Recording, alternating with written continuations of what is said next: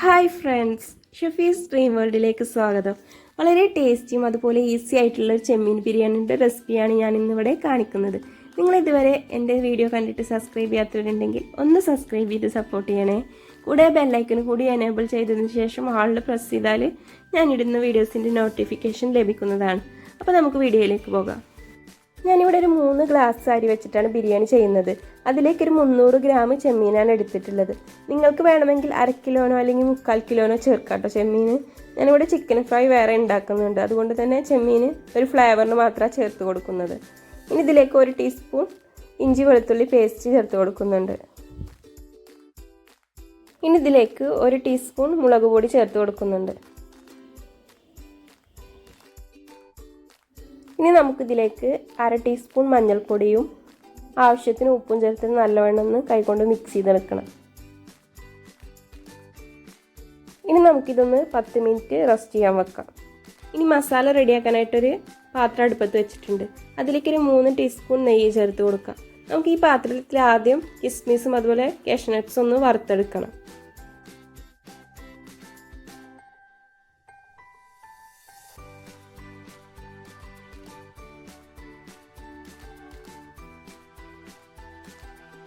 ഇനി അതേ നെയ്യിലേക്ക് തന്നെ നമുക്ക് കട്ട് ചെയ്ത് വെച്ചൊരു 3 വലിയ ഉള്ളിയാണ് ചേർത്ത് കൊടുക്കുന്നത്.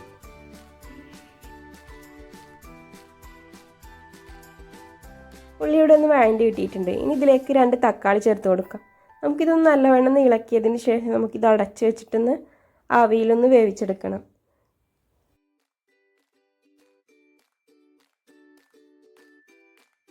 ഉള്ളിയും തക്കാളി ഒന്ന് വഴണ്ടി കിട്ടുന്ന ടൈം കൊണ്ട് നമുക്ക് ചെമ്മീനൊന്ന് ഫ്രൈ ചെയ്തെടുക്കാം. ഞാനിവിടെ വെളിച്ചെണ്ണയിലാണ് ഫ്രൈ ചെയ്യുന്നത്. ഇനി നമുക്കിത് 2 സൈഡും ഒരുപോലെ ഒന്ന് ഓവറായിട്ട് കുക്കാതെ ചെറിയ രീതിയിലൊന്ന് ഫ്രൈ ചെയ്തെടുക്കാം.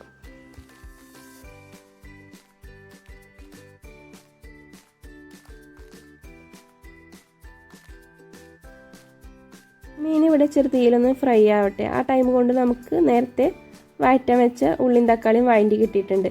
ഇനി ഇതിലേക്ക് നമുക്ക് ചതച്ച് വെച്ച ഇഞ്ചി വെളുത്തുള്ളി പേസ്റ്റ് ഒരു 3 ടീസ്പൂൺ ചേർത്ത് കൊടുക്കുക.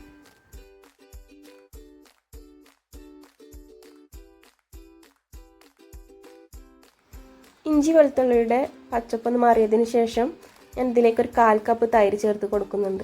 തൈരിന് പുളി കുറവായതുകൊണ്ട് ഞാൻ 2 ടീസ്പൂൺ വിനാഗർ കൂടി ഒഴിച്ചു കൊടുത്തിട്ടുണ്ടായിരുന്നു. ഇനി നമുക്കിത് നല്ലവണ്ണം ഒന്ന് മിക്സ് ചെയ്തെടുക്കാം. ഇനി ഇതിലേക്ക് നമുക്ക് മസാലപ്പൊടികൾ കൂടി ചേർത്ത് കൊടുക്കാം. ഇനി ഇതിലേക്ക് നമുക്ക് 1/2 ടീസ്പൂൺ മുളക് പൊടി, 1/2 ടീസ്പൂൺ മഞ്ഞൾപ്പൊടി, 1/2 ടീസ്പൂൺ കുരുമുളക് പൊടി, 1/2 ടീസ്പൂൺ ഗരം മസാല, പിന്നെ 2 ടീസ്പൂൺ ബിരിയാണി മസാല കൂടി ചേർത്ത് നല്ലവണ്ണം ഒന്ന് മിക്സ് ചെയ്തെടുക്കാം.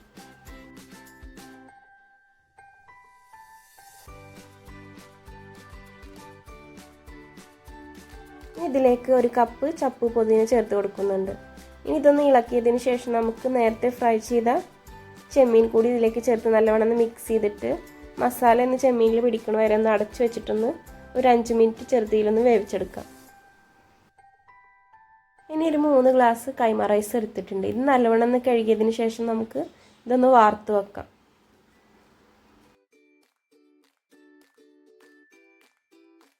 ഇനി നമ്മൾ റൈസ് റെഡിയാക്കുന്നത് കുക്കറിലാണ്, നമ്മൾ നെയ്ച്ചോറൊക്കെ വെക്കുന്നത് പോലെ.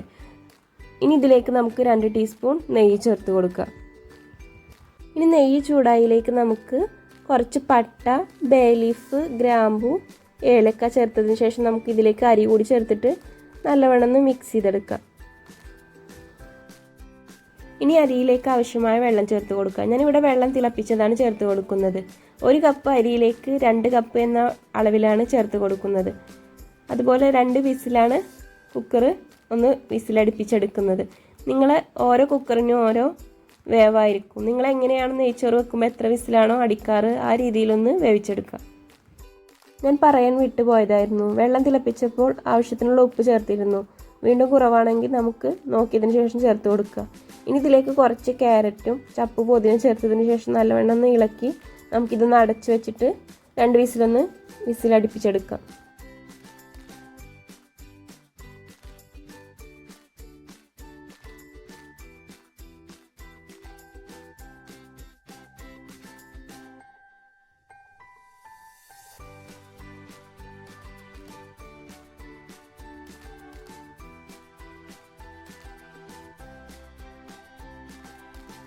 അങ്ങനെ നമ്മുടെ മസാലയും റൈസും ഇവിടെ വെന്ത് കിട്ടിയിട്ടുണ്ട്.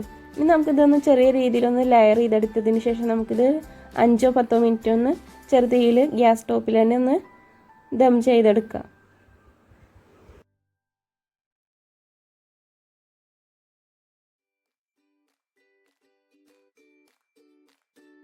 ഇനി നമുക്ക് ഈ റൈസിൻ്റെ മുകളിലായിട്ട് കുറച്ച് ചപ്പ്, പുതിന, അതുപോലെ നമ്മൾ നേരത്തെ വറുത്ത് വെച്ച കാഷ്യൂനട്ട്സും കിസ്മിസും 2 ടീസ്പൂൺ നെയ്യും കുറച്ച് ബിരിയാണി മസാലയും ചേർത്തിട്ട് നമുക്ക് 2 ലെയറായിട്ട് ഇതുപോലെ സെറ്റ് ചെയ്യാം.